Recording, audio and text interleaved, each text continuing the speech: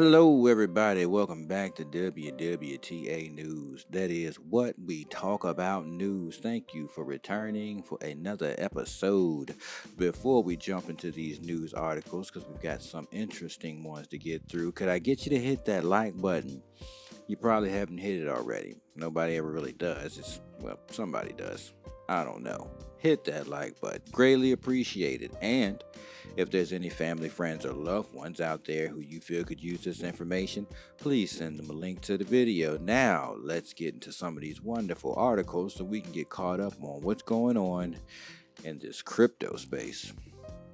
All right, so we got an article here. It says Coinbase is reportedly selling geolocation data to ICE. That's right.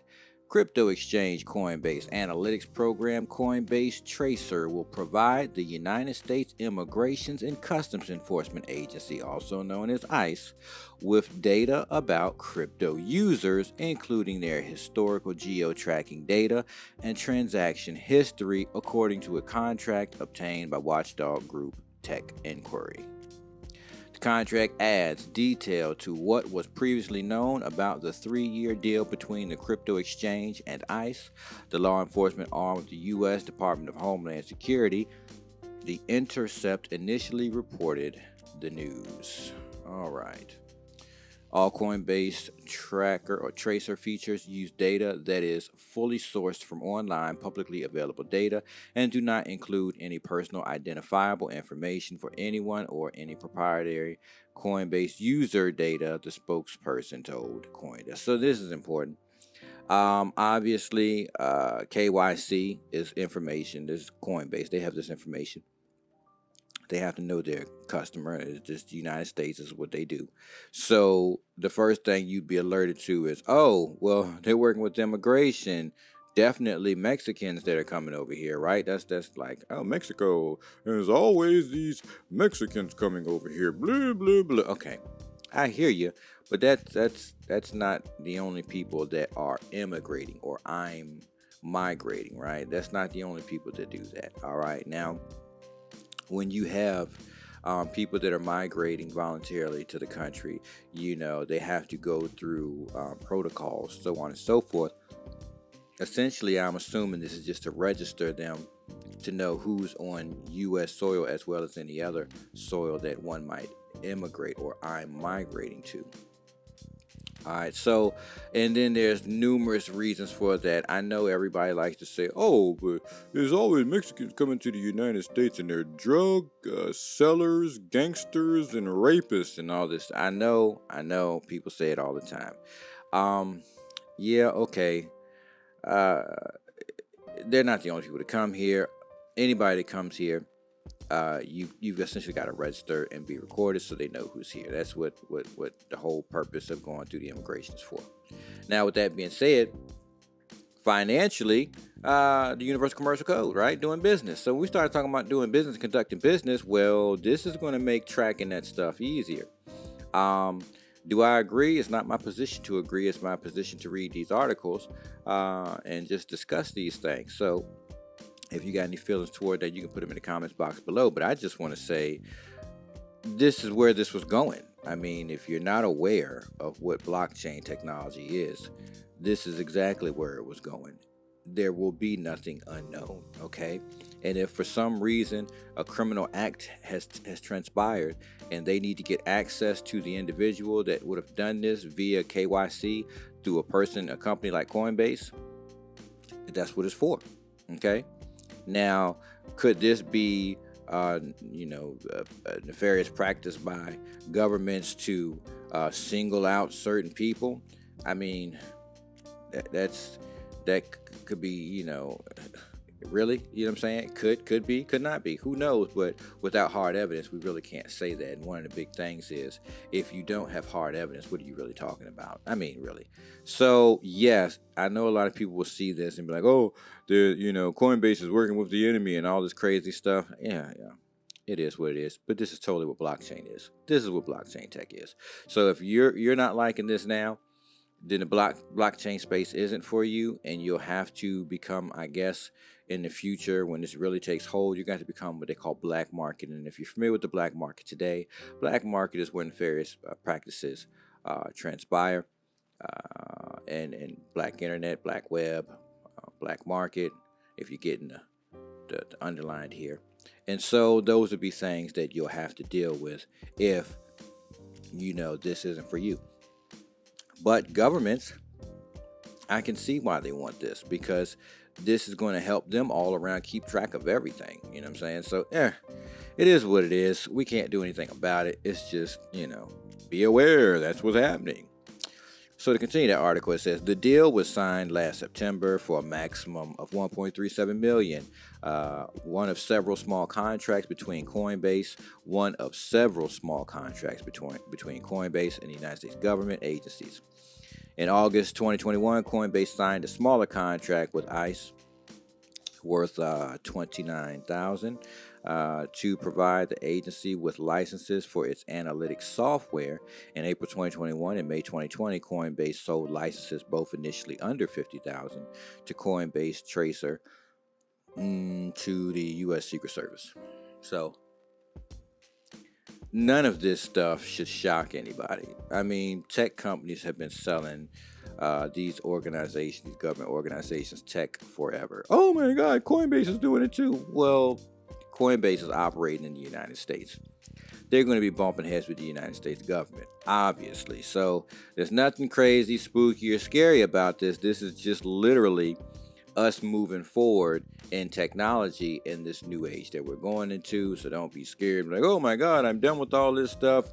You can be done with it today, but tomorrow you're going to have to come back, because it's the new system, unless you're going to, like I said before, operate in a black market setting. So, yeah, interesting news. Be ready.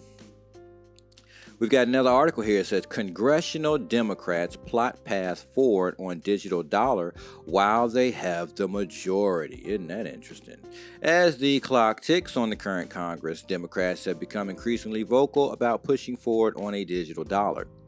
A proposal from Congressman Jim Himes last week is thus far the most concrete effort to do so.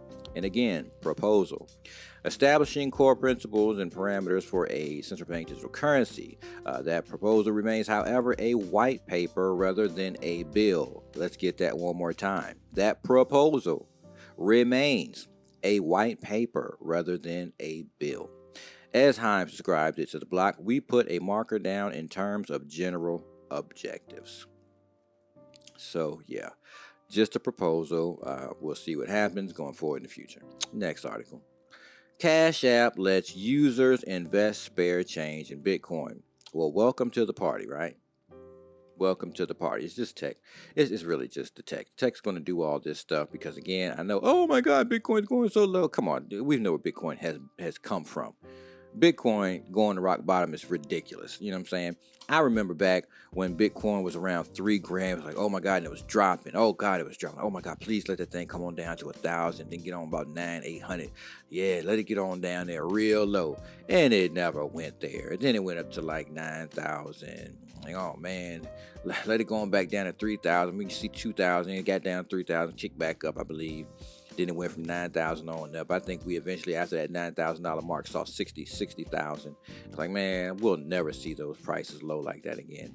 So the lowest after that 9 was 3, and the lowest after 60 has been what, 18, 19, right? So really, I mean, come on.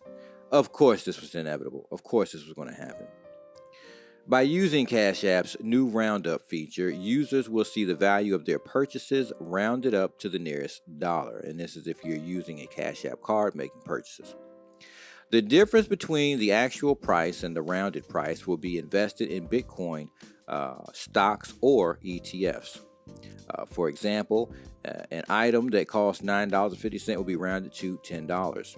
And the user will see the 50 cents go towards the investment that they pre-selected earlier. So whether it's you do a selection for Bitcoin for investing or growing money, stocks or ETFs, whichever one you pre-select in the Cashapp setting, when you make purchases with that Cashapp card in stores, it's going to round up and put that other money into whatever one you selected. So that's really interesting, especially when you think about something that you'll never think about once it's set. Set and forget. Set and forget. You know what I'm saying? So if you're not big into investing, if you're not really looking into your future, paying attention because you're busy 24/7, but you do like to go shopping at the stores, send your paycheck, right? Part of your paycheck that you go grocery shopping with, send part of that paycheck over to Cash App, leave it in your Cash App, and use that card and do those purchases. So that way you can have a form of investment happening around the clock behind your back, whether you're paying attention to it or not. And at least that somewhat gives you better footing for your future, because you may not be thinking about your future now. And this goes out to, and I'll start this around per se 18, 19, 20-year-olds. You might not know which direction you're going in your future today. You might not think that this stuff right here is important or relevant to you. But if you take the initiative now to set this up and then send money into that account and shop off your shop. A lot of you do online game purchases, you do online store purchases, you do Amazon purchases. So if instead of you using your bank card, which you probably shouldn't anyway, you should put that money to another card. So if anything ever happens to a hack or something like that to a card or something, then it's not your main account. You know what I'm saying? So that's something else you should look at as a security feature. Look at it for a security feature, and then look at it for the investment feature. So you can look at it that way and then say, okay, well, I play video games, I buy video game stuff, I shop online, I like buying my whatever it is you buy on Amazon. I like buying it off Amazon. So send that $100 to the Cash App card, have this thing pre-set up, whether you want to get Bitcoin or you want to invest in some form of stock. It doesn't matter. Go ahead and let that kick out and let that stuff happen in the background. And then one day when you finally decide to pay attention, let's say 4, 5, 6, 7 years down the road, you finally say, you know what, I want to pay attention now and see if I can get myself to a better place so I can retire at an early age, because you start thinking about it. You'll look back 5, 6 years and say, wow, I'm so glad that I actually did that. Because now that I look at it, man, I've got 50, 60, 70, 80 grand. And I'm just throwing numbers out there. I don't know what you would actually have based on what you do. But, like I said, even at early ages, like coming fresh out of high school, these are some of the things that you should be thinking about. Mom, Dad, if you're watching this, these are some of the things you could possibly be showing your fresh out of high schoolers that haven't decided whether they're going to college or not, especially if they're just working. If you're just working, take advantage of opportunities like this, because you're not paying attention to anything else. You're just working and moving forward. Just set this for the future. All right, let's continue. The feature will be available on Cash App's Cash Card, a line of debit cards issued by its banking partners. It's unclear whether it will be available to users who only use the mobile app. The news comes shortly before the company's Cash App Day. So, again, we're talking about the Cash App card that you go into the store and make purchases with. So if you're familiar with that, again, it's a security feature anyway. If you take your money off of your main bank card and don't shop online with your main bank card, and to put it on your Cash App card, and then boom. You know what I'm saying? So, yeah. All right. Another article here says Biden official says the United States government could pass stablecoin rules by the end of the year. Could, I don't know. It says the U.S. federal government is working on stablecoin legislation with Congress that could become law by the end of the year. An administration office told CoinDesk. Right. But we know they're going stablecoins, obviously, because of the use. But, whatever. Thursday's meeting was planned to let regulators and other participants review recent events in the stablecoin sector, including algorithmic stablecoins, the official said. It was also meant to involve the participants in the efforts to move legislation this year. All right, so yes, we need the legislation. Yes, we're seeing a hit and a slowdown in the market. I don't think that's from government. I literally think that's from the inflation, which was technically caused by the government as well as the people. We all played a big part in this slowdown. And again, this is going to help bring on this new system, which they've been working on for years, which no one's going to openly admit, but I truly think this is some government-backed stuff. But nonetheless, you hear them talking about central bank digital currencies, and like I've said in previous videos, when we talk about stable coins, is it not doing the same thing? Is it not giving you stable value? A lot of them have not used per se national value or national currency, but a lot of them are starting to do that now because of the situation there was with Terra Luna, whatever it is. And so that's pushing to help get the stable coin into the position of what a central bank digital currency really would be, without having to give that power directly to the central banks, because again, they can just create without having anything to back it, and that'll get us into a situation that we're in now that's destroying all world economies, you know what I'm saying, all nations' economies and so on. So because a lot of nations actually use, not all, a lot of them use debt. They borrow money so that they can have money, and then they sell off things in the process. And to be, so how would you do this? So like, if you think about businesses, right? A store, a chain of stores. A chain of stores gets inventory to its stores. It does not pay directly for that inventory right there to go to that store. It doesn't say, okay, well, I need, let's say, 2,000 bottles of Dawn for my 5 stores. It doesn't outright pay directly for those 2,000 bottles because it's ordering a whole lot of stuff for its stores. So just take that and say it's got 100 or 300 items going to 300 different types of items going to 5 stores, and you're getting X amount of them per. So you're talking about possibly at this time going to 5 stores, 25,000 items.